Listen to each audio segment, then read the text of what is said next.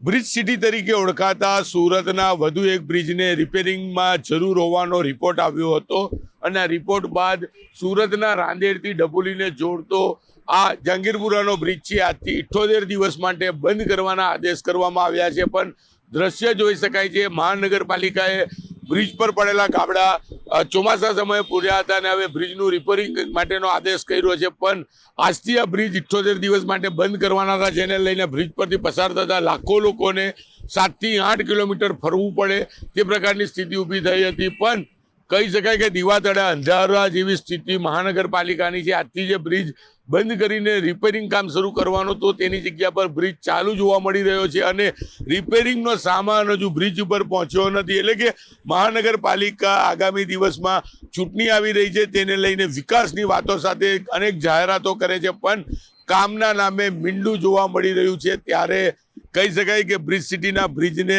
Repairing તાત્કાલિક કરવાનો report આવ્યા બાદ નિર્ણય તો લેવામાં આવ્યો, પણ બ્રિજ બંધ પણ નથી થયો અને રિપેરિંગનો સામાન નથી પહોંચ્યો। ત્યારે હવે લોકોએ શું કરવું તેને લઈને લોકોમાં અસમંજસ જોવા મળી રહી છે, કારણ કે બ્રિજ બંધની જાહેરાત કરતા મોટા લોકો બ્રિજ પર આવવાનું ટાળી રહ્યા છે, ત્યારે બીજી બાજુ બ્રિજ ચાલુ સ્થિતિમાં જોવા મળી રહ્યો છે। એટલે કે રિપોર્ટ કયા પ્રકારનો આવ્યો છે, તાત્કાલિક રિપેરિંગની વાત છે, પણ અહીંયા કામના નામે મીંડું તંત્ર દ્વારા જોવા મળી રહ્યું છે। કેમેરામેન જીગર ગુગલ સાથે કીર્તેશ પટેલ, ન્યૂઝ 18 ગુજરાતી, સુરત।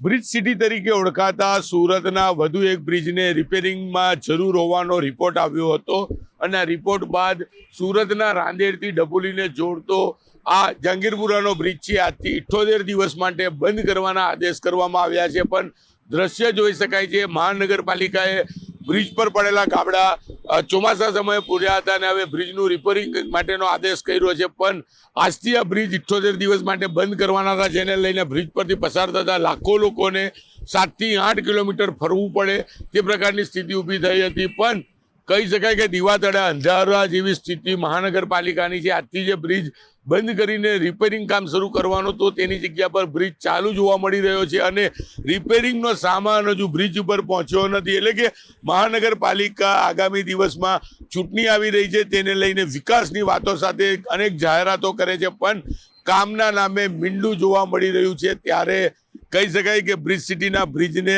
રિપેરિંગ તાત્કાલિક કરવાનો રિપોર્ટ આવ્યા બાદ નિર્ણય તો લેવામાં આવ્યો, પણ બ્રિજ બંધ પણ નથી થયો અને રિપેરિંગનો સામાન નથી પહોંચ્યો। ત્યારે હવે લોકોએ શું કરવું તેને લઈને લોકોમાં અસમંજસ જોવા મળી રહી છે, કારણ કે બ્રિજ બંધની જાહેરાત કરતા મોટા લોકો બ્રિજ પર આવવાનું ટાળી રહ્યા છે, ત્યારે બીજી બાજુ બ્રિજ ચાલુ સ્થિતિમાં જોવા મળી રહ્યો છે। એટલે કે રિપોર્ટ કયા પ્રકારનો આવ્યો છે, તાત્કાલિક રિપેરિંગની વાત છે, પણ અહીંયા કામના નામે મીંડું તંત્ર દ્વારા જોવા મળી રહ્યું છે। કેમેરામેન જીગર ગુગલ સાથે કીર્તેશ પટેલ, ન્યૂઝ 18 ગુજરાતી, સુરત।